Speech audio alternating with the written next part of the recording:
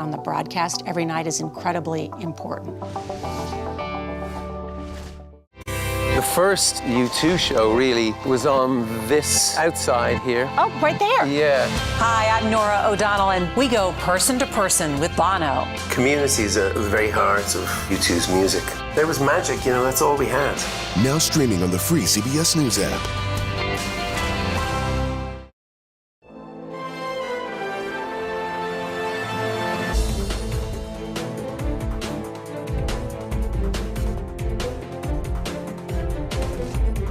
In Pence's case, I don't have the sense that there were any criminal actions, just like in President Biden's case. So much more that unites us than divides us. We can redeem the soul of America. Words matter. Rhetoric matters. Do not insult our intelligence by suggesting this is about anti-Semitism. The House Republicans should have one standard, equally applied. This is a good calendar in a year where you've got an incumbent president running for re-election without any major opposition expected. Yeah, I don't think it's going to be Donald Trump, but I'm going to support the Republican nominee, to be sure. This is Groundhog Day. Groundhog Day is also, in some quarters, a very popular movie. It studies what it would be like to live the same day over and over and over. In Washington, currently, we have two stories that have a Groundhog Day quality to them, a sense of incrementalism or seemingly the same thing being said over and over. One is raising the debt ceiling. The other is the handling and whereabouts of classified documents. We'll get to both in due course. First, hello. Welcome to Red and Blue. I'm Major Garrett in Washington. Thank you for joining us. The Congressional Black Caucus is at the White House this afternoon, meeting with President Biden and Vice President Kamala Harris to push for police reform. They're calling on the president to rally support for possible federal reforms. This since the fatal beating of Tyre Nichols by Memphis police last month. There have been new calls to revisit the George Floyd for Justice in Policing Act, which the president has historically supported. For more on this, Nicole Killian and Ed O'Keefe join me now. Nicole is CBS News congressional correspondent. Ed is CBS News senior White House and political correspondent. Nicole, let's start with you. The importance of this CBC meeting and what it may create in terms of new energy on Capitol Hill.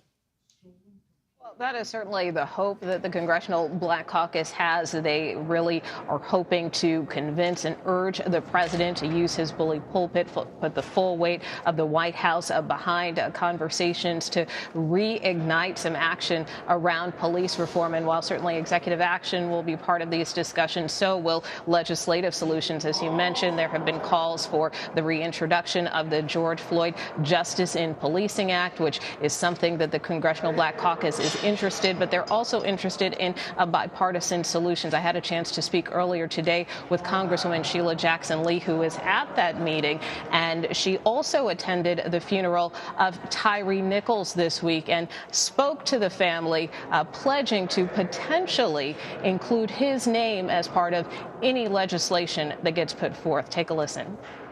I think we have a lot of support for Tyre Nichols' name being part of the bill. And we have a lot of support for the idea of duty to intervene and duty to care. I like the language duty to care because that is comprehensively dealing with what you are doing while you're watching someone, in essence, be brutalized. And then, as you well know, there were EMT persons who now have been caught up in this tragedy because of inaction. I'm sure that hurt Tyre's mother just so greatly. I'm sure it did. And so I wanted to assure her that that was an important element of policing in America and that appropriately his name should be attached to that. So it's possible it could be incorporated. Absolutely possible. So that is certainly the hope of Congresswoman Jackson Lee and many members, although, again, legislation is still a work in progress. And, of course, a lot of folks are looking over here to the Senate chamber as well to see if Senator Cory Booker and Senator Tim Scott may be able to restart negotiations. I was told that conversations are continuing between the two. But just today, Senator Scott said that progressives' policing reform is a non-starter. So that is an indication of how difficult this conversation could be here on Capitol Hill going forward. Clearly, it will be given voice by the president in Tuesday's upcoming State of the Union address. Ed, I'm going to burden you with the two topics I mentioned off the top, the status of the debt ceiling and an update on documents and former Vice President Pence. Yes, and happy Groundhog Day to all who celebrate. Let's start with the debt ceiling. They seem to have had a good first meeting, but it was just that, a first meeting with an agreement to keep talking. White House aides today said that there were some follow-up calls, conversations about yesterday's confab between the president and the speaker, and they'll see where it goes. But we're nowhere near ready to talk about details or talk about an end result of this fight. Other than it needs to be done, and everyone agrees it will be done. It's just a matter of with what or with how and who does it, and so we'll see. On the issue of the docudrama, in this case, the docudrama surrounding the former Vice President Mike Pence, we have learned through the reporting of those of us here at CBS that the FBI is indeed negotiating with Pence attorneys or associates on a search of his Indiana home. This is a dynamic similar to the one we believe went on with the current president, Biden, and his attorneys, which ended up with a written agreement and a consensual search that didn't require a search warrant. It sounds like news of the talks between the Pence camp and the FBI Justice Department broke out into the open during the negotiation phase versus the day that the search is actually happening. So we will see where that goes, but it's a signal that ultimately the situation with the former vice president may be handled in a similar way, requiring the FBI to come do a search, at least to establish that federal authorities with the proper training came through looking for any more materials. Remember, there's no special counsel yet appointed in the case of Pence. Unclear if there ever will be. Certainly there are those in the Biden camp and in the Trump camp that would say, well, if it happened to us, why isn't it happening to him? But we're not there yet. Very good. Nicole, back to you. In your conversation with Congresswoman Sheila Jackson-Lee, did she give you a sense of whether or not these conversations, and they're in their early stages, could yield a smaller, less ambitious bill if that's what's required to get bipartisan support? Or is there still the idea, push for everything that was in the George Floyd Act and maybe add some things in light of the Tyre Nichols circumstance? Well, I think they're still trying to figure out the best strategy and approach here. You know, some members of the CBC told me that they believe that the George Floyd Justice and Policing Act should be a starting line. But, you know, they're hopeful that there could be some kind of targeted reforms as well. Nicole, catch your breath there if you can, and jump back and let us know when you are able. Ed, what is the vantage point of the White House on this particular matter? Clearly, that will be brought up by the president in the State of the Union. The president talked at the prayer breakfast today about coming together, getting together, having conversations, having disagreements, but trying to seek resolution. Is there a sense of optimism? And I know that's always a sort of pervasive question on this topic in the here and now. He was asked, exiting an event earlier today with former President Clinton, in fact, about the 30th anniversary of the Family Medical Leave Act by a reporter, do you think there's a chance for police reform in this Congress? The president was on his way out of the East Room, turned around and did this. He kind of just crossed his fingers and said, I hope so. That's the extent of the optimism right now.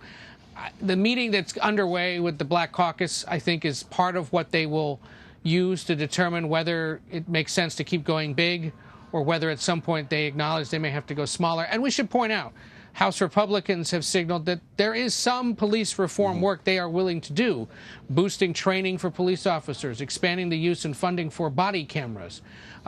Where there's going to be a lot of division is over the issues of limited legal immunity or concerns about the use of force and somehow trying to police when police can do that. But more money, more training is kind of a universal thing. It's just the Democrats, of course, will be pushing for so much more, and the president as well. And we'll see. It's another one of those complicated issues, Major, where there's a lot of disagreement. There's a lot of, in public, in writing and underneath it all, there actually is some substantive agreement.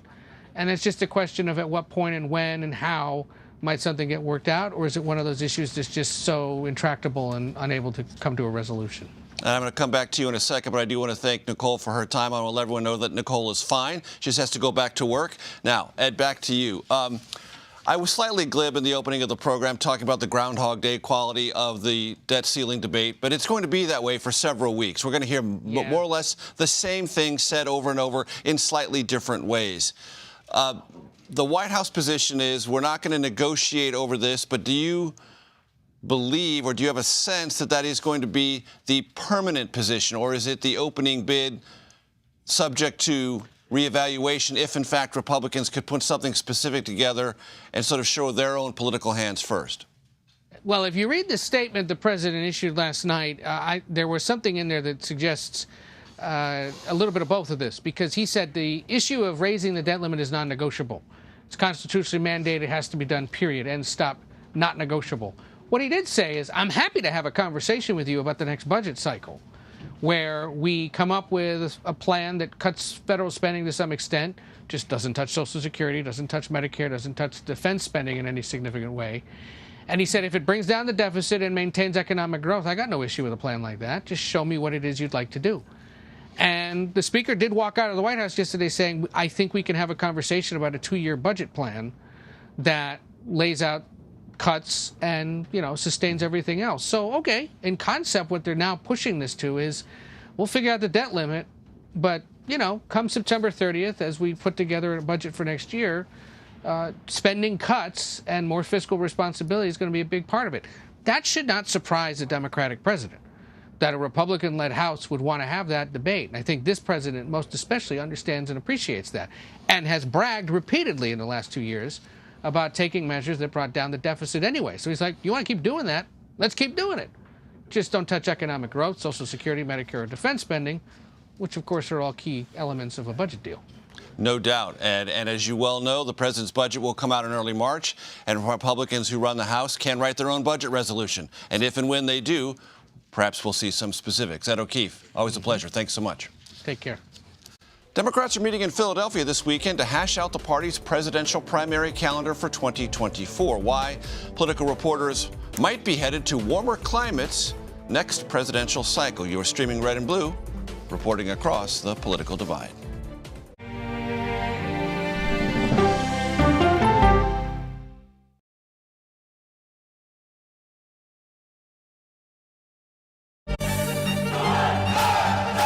Original documentary from CBS reports tensions rising between a powerful country and a vital island. The supply of this technology came grinding to a halt. The world would grind to a halt. Absolutely. As Taiwan faces threats and aggression, Taiwan is on the front line, and we understand our responsibility as a democracy. We cannot fall.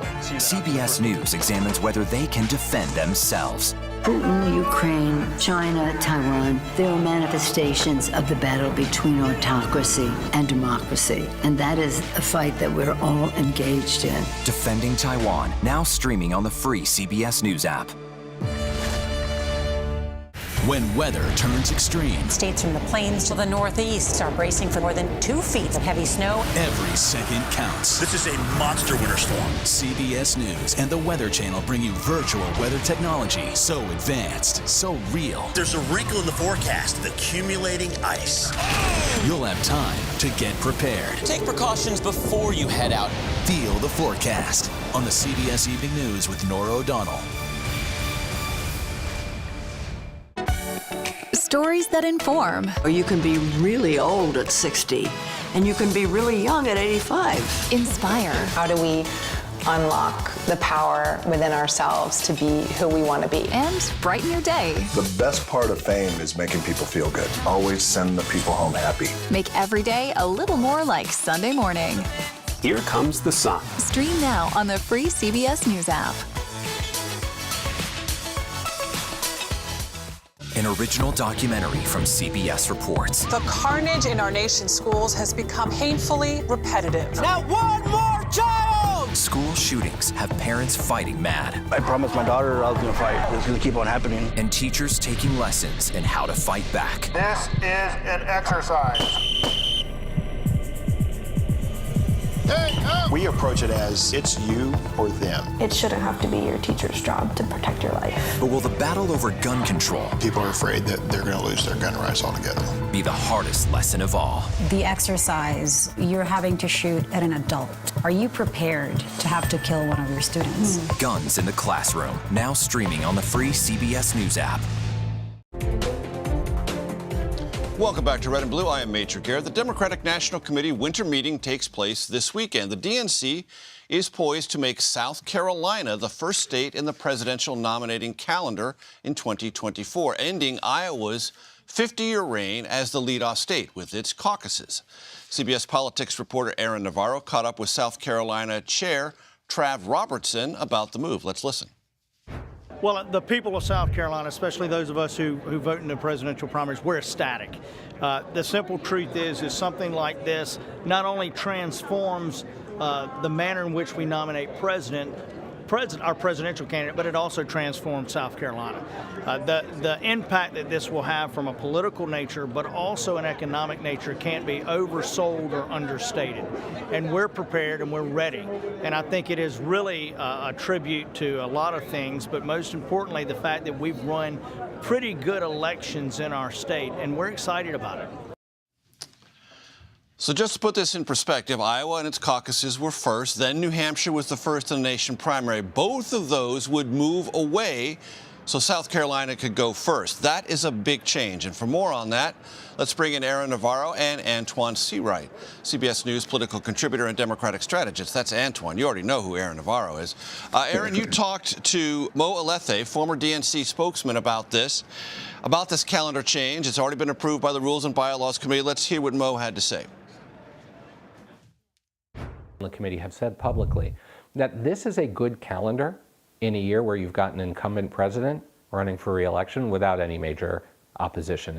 But we've also made it clear that this is just the 2024 calendar, and that in 2028 there will be a new process. There will be the opportunity for states to apply once again.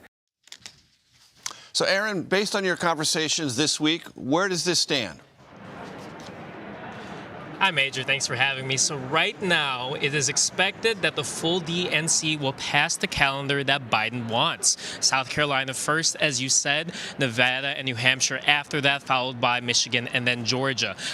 Most of the DNC members I've talked to aren't planning to buck the president, except if you're talking to some members in New Hampshire. But members of the Rules and Bylaws Committee have been calling since 2019 even for a more diverse state to kick off the presidential primary process. And before President Biden really put his thumb on the scale and made South Carolina first, there was serious consideration for Nevada, a battleground state with a heavy Hispanic population, to kick off the presidential primary. But from talking to members so far, they're happy with the changes. They're happy South Carolina, which has a very big black voting base, is first, and they're happy with the rest of the changes. We'll see what happens, obviously, with New Hampshire, but so far, they're really set to approve the calendar that Biden wants. If you don't know so far, ladies and gentlemen, Antoine Seawright has a lot of roots in South Carolina. I know he is probably beaming about all of this. Antoine, for the audience's benefit, explain why this matters so much to South Carolina, the trajectory of this conversation within the Democratic Party, and how much history it makes. Well, thank you for having me, Major. This bold, visionary proposal by President Biden speaks to demographics and geographics. The truth of the matter is 60% of the people who cast their vote in South Carolina are African American. If you look at the terrain, the political terrain in South Carolina, the state is a combination of urban and suburban and rural. That is very reflective of the terrain, what happens after South Carolina. And from a historical snapshot perspective, you have to look at South Carolina's net worth in the presidential nominating process. Every person who has won the South Carolina nomination on the Democratic side since 1992 has gone on to be our party's nominee, with one exception, and that was neighboring North Carolina's son, John Edwards, in 2004, who did not win South Carolina primary, but he went on to be on the ticket that year. And from a real historical snapshot, it was the George Elmore in 1947, a black man who sued so that black voters can have a say-so in the Democratic primary. To that point, black voters could not participate. So when this comes full circle and you look at the most loyal, dedicated, and consistent voting bloc in any party in this country, it's black voters. It's a big thank you. And we commend President Biden for his bold, visionary leadership and this proposal putting South Carolina first. Antoine, it's a two-step process, as you well know. Nomination, then general election. There are those Democrats and either just regular observers who say, yeah, South Carolina, very important in the nominating process for all the reasons you indicated. Not so important in the general election. And there were those, like in Nevada, who would say, wait a minute, we're important in both. Why shouldn't we go first? Well, I'll say this to those folks. I don't care how red or blue any state or district is. You cannot win without strong, deep, and wide support from the Black community. Before you politically walk, you have to politically crawl. The primary is the crawling process when it comes to any given election. And so this acknowledgement that Black voters have an early say-so in this process, I think is a thank you to Black voters as a whole. And I think it sends a strong message about where the Democratic Party is, where it was, and most importantly, what it thinks about the constituency that has delivered time and time again. And so with that being said, there's always going to be pushback when it comes to change in this country, and particularly in politics. But I think we can meet those challenges and perhaps the pushback with solidifying this primary proposal that the president has given the DNC. Aaron, you're there in Philadelphia. It is a matter of state law in New Hampshire, and it has bipartisan support. It always has, to keep it first in the nation in terms of a nominating primary contest. New Hampshire Democrats are not pleased with this and have used rhetoric that, as I gather, many other members of the DNC across the country are a little bit fatigued with, possibly even more than that. Talk about that.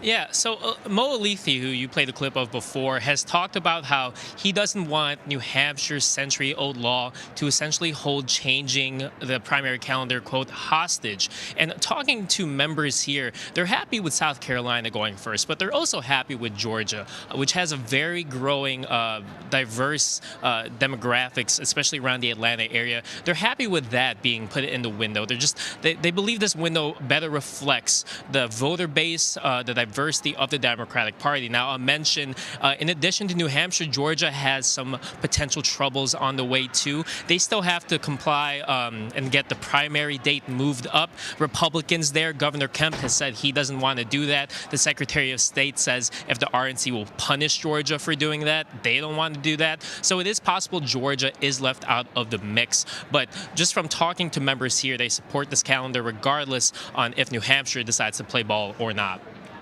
Antoine, real quick, I've been covering nominating contests for many, many years.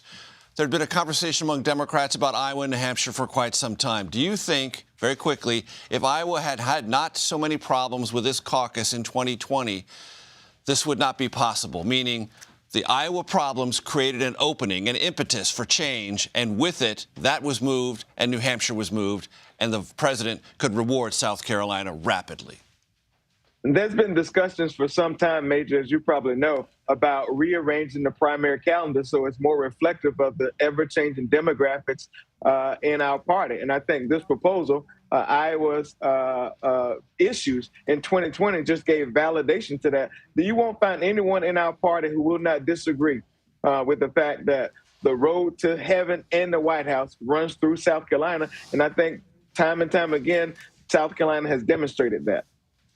Antoine Seawright and Aaron Navarro, thank you very much.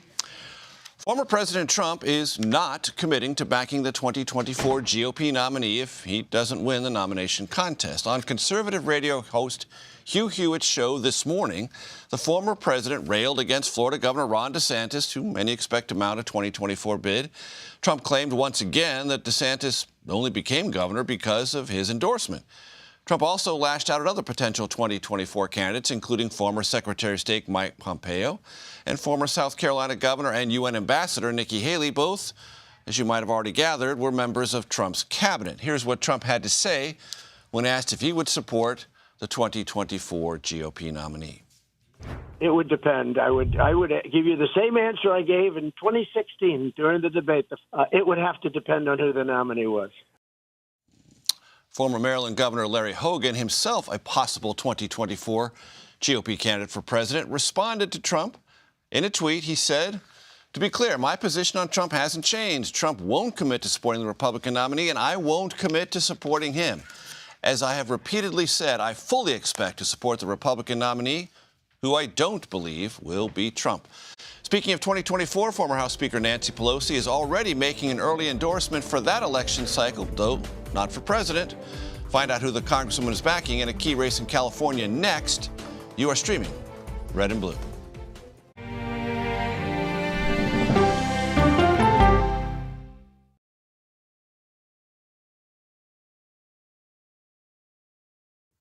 An original CBS Reports documentary. Yoga and wellness has become a place of anti-science. Online clickbait. The algorithms feed you content based upon your own fantasy. Potentially at my peril. There's no question about it. Spreading digital disinformation. Their entire yoga studio and spiritual community got so embedded in all of the QAnon stuff that it became this sick place. Why pro-health people are fertile ground for anti-science messages. We can just go into the whole mask thing. A lot of us just believe that's symbolism for silencing people. People are locked in this mindset. They've been taught to accept what the medical doctors say. No longer are you going to be willing to take any medical advice. It's a big problem that we urgently need to address. An original CBS Reports documentary streaming now. An original CBS Reports documentary. We need to put an end to this territorial status. Will statehood create a better Puerto Rico? So that we have the same quality of life that you see in the States. What do you worry about? Me living here in the future? They're giving incentives to non-Puerto Ricans to come to Puerto Rico and extract our natural resources and take over our land. Vacation in Puerto Rico, and in exchange for that, you don't pay taxes. Why would I allow somebody who abused me for 123 years to then consume me? An original CBS Reports documentary streaming now. People from every corner of America facing challenges. Everyone is just looking for some type of connection. Just raise your hand and say, hey, I'd like to help. Coming together to find solutions. We are going to do something about it. Their stories are our stories. Welcome to Eye on America. Stream now on the free CBS News app. After decades in the public eye and public service, this mother-daughter duo is now talking about gutsy women. What's the gutsiest thing you've ever done? We go person to person with Secretary Hillary Rodham Clinton and Chelsea Clinton. Now streaming on the free CBS News app. Stories that inform, inspire, and brighten your day. The best part of fame is making people feel good. Make every day a little more like Sunday morning. Here comes the sun. Stream now on the free CBS News app. Welcome back to Red and Blue. The Republican-led House has voted to oust Democratic Congresswoman Ilhan Omar from the House Foreign Affairs Committee. House GOP members cited previous comments she made that were viewed as anti-Israeli or anti-Semitic. She has apologized for those. The 218 to 211 vote came after a heated debate where Democrats accused Republicans of targeting Omar. And we now know who will deliver the Republican response to the State of the Union on Tuesday night: Arkansas Governor Sarah Huckabee Sanders. House Speaker Kevin McCarthy and Senate Republican leader Mitch McConnell, who decide such things, announced the role for Sanders today. She served as White House press secretary under former President Trump before becoming the first woman elected governor of Arkansas last year. President Biden will deliver his address to the nation next Tuesday. Sanders said in a statement, "I'm grateful for this opportunity to address the nation and contrast the GOP's optimistic vision for the future against the failures of President Biden and the Democrats." That's a quote. And we will, of course, have live coverage all night, including a special hour-long Red and Blue live from Capitol Hill, all of that next Tuesday. Former House Speaker Nancy Pelosi, well, she's showing support for fellow Democratic Representative Adam Schiff for the Senate in 2024. Her endorsement would come only if current Senator Dianne Feinstein retires at the end of her term, which is expected. In a statement, Pelosi complimented Schiff, saying he would, quote, be putting people over politics and advancing an economy that works safely and for everyone. Schiff announced his Senate candidacy last week. A new higher education proposal from Florida Governor Ron DeSantis would mandate courses in Western history and eliminate diversity education. This comes as the Republican governor faces criticism for rejecting an advanced placement course on African-American studies. This week on my podcast, The Takeout, I spoke with the secretary of the Smithsonian Institution and the founder of the National Museum of African-American Culture and History, his name is Lonnie Bunch, about the importance of diversity in education. Here's part of that conversation. In Florida, the Republican governor, Ron DeSantis, has essentially moved to eliminate certain forms of what he calls biased or agenda-driven education out of Florida high schools. How do you evaluate that? How do you watch that play out? To me, it's very disturbing because if an agenda-driven history is a complete history, a history that really helps us understand all the dark corners of our experience, that helps us understand that the country that we are was shaped by many people who demanded it live up to its stated ideal. If that's agenda-driven history, I love agenda-driven history. I think my concern is that we should be brave enough to recognize that these stories, whether they're African American, Latino, Asian American, or really immigrant history generally, these are stories that have difficult moments, but they're stories that profoundly made this country who it is. You can stream the rest of our conversation on this Sunday's edition of The Takeout. It streams on CBS News and Paramount Plus at 5 p.m. Eastern. You can also listen to the interview Friday on the Takeout podcast. That does it for today. You can stream Red and Blue Monday to Thursday at 5 p.m. Eastern.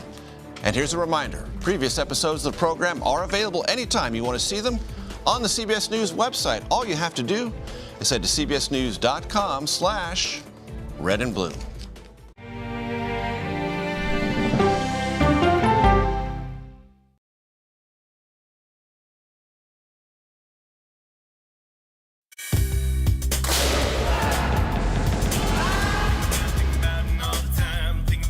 Everybody wakes up in the morning and they are pelted with alerts that frighten them, news that agitates them. With this show, we have the time to explain what's going on.